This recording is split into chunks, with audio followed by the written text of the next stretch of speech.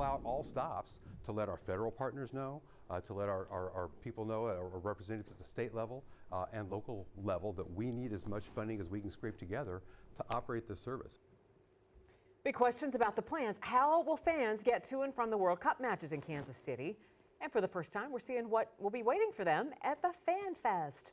World Cup organizers here in the Metro are giving us our first look today at the plans for World Cup Fan Festival. But Fox 4 has learned there are serious concerns about money to pay for transportation for hundreds of thousands of soccer fans next summer. Let's begin our team coverage tonight with Fox 4's Malik Jackson live in Midtown. Malik, we're hearing some last-minute pleas from these leaders. We are, because the last thing they want to happen is for this to not be a successful 6 weeks across Kansas City, and the blame to be that people were unable to get from point A to point B in a timely and efficient manner. Transportation is the most important part of the World Cup outside of the game. Outside of the actual events itself, I would concur that transportation is the most vital component to a successful World Cup.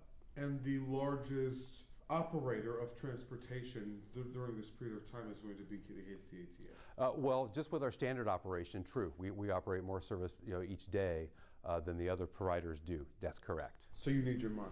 We need the money. But we are far from having a transportation plan that is ready to go. Working for You, we asked KC 2026. They say they hope to release theirs by the end of the year. FanFest will really be a hub for our transit, and then tying into existing local transit. Again, we want to make sure we're distributing that economic impact across the region. So not only making sure that people from suburbs can get to FanFest, but that we're sending people who are staying in the city center out to other parts of the metro via our transportation system. KC 2026 will have their own buses and drivers that will work on match days.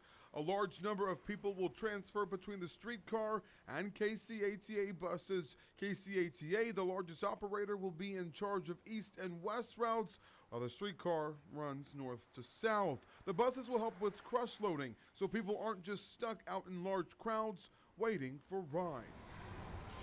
But the source of the $8 to $11 million the ATA needs to run the most successful operation during that 6 weeks has not been identified, and they are imploring federal, state, and local officials to get on it before it's too late.